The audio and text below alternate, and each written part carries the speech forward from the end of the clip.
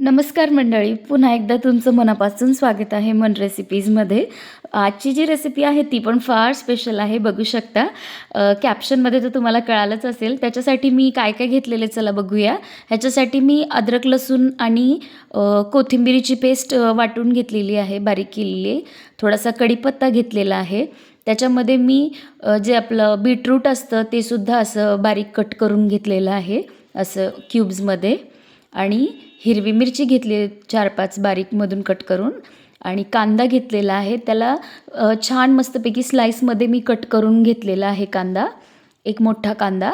आणि बटाटा एक घेतलेला आहे, त्यालासुद्धा असंच क्यूब्समध्ये कट करून घेतलेला आहे. त्याच्यासोबत मी घेतलेला आहे 125 ग्रॅम पनीर, आणि पनीरला असं क्यूब्समध्ये कट करून त्याला छान तेलात थोडंसं परतून घेतलं आहे. 2 टमाटे असे बारीक करून घेतलेले आहेत, थोडेसे हिरवे मटार आणि पुदिना. हे सगळं आपल्याला त्या व्हेज पुलावसाठी लागणार आहे. तर चला बघूया. ह्याच्यासाठी मी थोडंसं मोठंच भांडं घेतलेलं आहे, आणि जे भांडं आहे ना तुम्ही बघू शकता, हे थोडंसं मोठंच घेतलेलं आहे. आणि ह्याला थोडंसं स्पेशियस भांडं घेतलं की काय होतं की छान पुलाव एकदम मोकळा मोकळा होतो. तर हे भांडं गरम झालं की ह्याच्यामध्ये आपल्याला तेल घालायचे. तेल थोडंसं जास्तच ठेवा, आणि तेल गरम झालं की त्यामध्ये टाकायचे जिरं.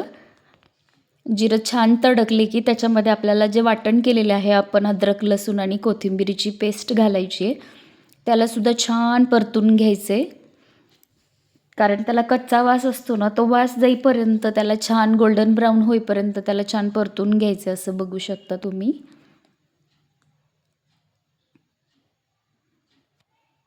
हे झालं छान परतलं की त्याच्यामध्ये आपल्याला घालायचा आहे बारीक चिरलेला स्लाइस केलेला कांदा.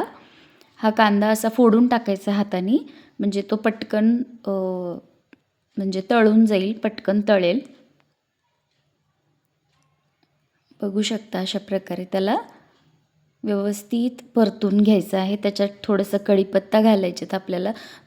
मिरची घालतानाचा शॉट मी घ्यायला विसरले. मिरचीसुद्धा याच्या आधीच टाकलेली आहे, मी बघू शकता त्यामध्ये. त्याच्यानंतर बारीक चिरलेलं, माझ्याकडे जास्त गाजर नव्हतं तर जेवढं होतं मी तेवढंच टाकलेलं आहे त्याच्यात. ते झालं की त्याच्यात आपल्याला छान मस्त तो बारीक चिरलेला टोमॅटो तो पण घालायचा आहे त्याच्यात. थोडासा सॉफ्ट होईपर्यंत त्याला असं परतून घ्यायचं आहे.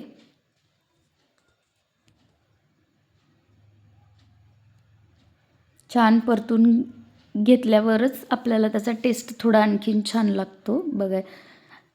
असं मस्त परतून घेतलं की त्याच्यामध्ये घालायचे आपण जे बटाटे चिरून ठेवलेले आहे ना, ते बटाटे आपल्याला त्यात घालायचेत. आणि हिरवे मटार पण आपल्याला त्यात घालायचे. जास्त नाही घालायचे मटार, अर्धे वाटी घातले तरी खूप होतात. आणि त्यातच आपण बीटरूट जे बारीक चिरून घेतलेलं होतं ते सुद्धा त्यातच ॲड करायचे, आणि त्याला छान मस्तपैकी परतून घ्यायचं आहे. असं याचा रंग इतका छान दिसतो आणि खाताना पण इतका सुंदर लागतो, तो इतका डिलिशियस लागतो. तुम्ही नक्की करून पहा. पुदिना घाला त्याच्यामध्ये. आणि हे सगळं आपल्याला थोडं जास्त वेळ परतून वगैरे घेतलं ना की मग बघू शकता किती सुंदर दिसतंय ते सगळे कलर्स. त्याच्यात घालायची थोडीशी लाल मिरची.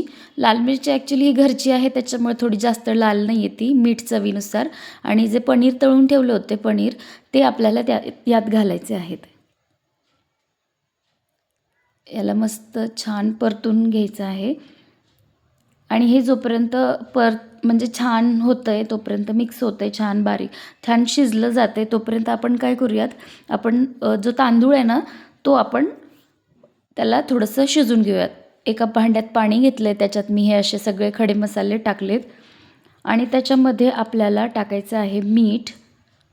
छान उकळी आली की आपल्याला त्याच्यामध्ये थोडंसं हे झालं की पाणी गरम झालं की त्यात मीठ घालायचं आहे. मीठ थोडं जास्तच घालायचं आहे आपल्याला, कारण मीठ कसं त्या तांदूळ जे आहेत ना थोडं ऑब्झर्व करतात मीठ, तर मग आपण त्याच्यात थोडं जास्तच घालायचं आहे मीठ. आणि त्याच्यानंतर जो मी आधीच भिजत ठेवला होता तांदूळ अर्धा तास, हा बिर्याणीचा तांदूळ, तर हे आपल्याला छान त्याला उकळी आली की त्यात घालायचं आहे. आणि त्याला 70% शिजला की आपल्याला तो तांदूळ काढून घ्यायचा, त्याला जास्त नाही शिजवायचे. बघू शकता हा असा 70% पर्यंत शिजला की मी तो काढून घेतलेला आहे. आणि जे आपण हे बनवलेलं आहे मिक्सचर बघू शकता यामध्ये मी असा पसरवून टाकलेला आहे.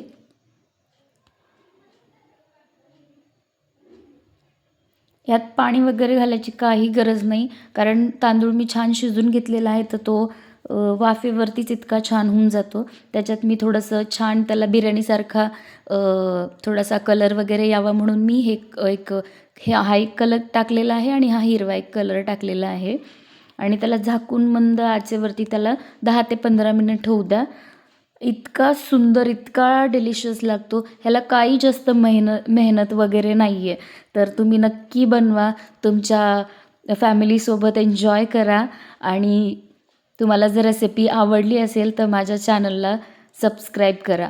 आणि तुम्हाला जर ही रेसिपी आवडली असेल तर मला कमेंट सेक्शनमध्ये जरूर कळवा की तुम्हाला ही रेसिपी कशी वाटली. तर भेटूयात तोपर्यंत पुढच्या रेसिपीमध्ये. तोपर्यंत ह्या रेसिपीचा आस्वाद घ्या.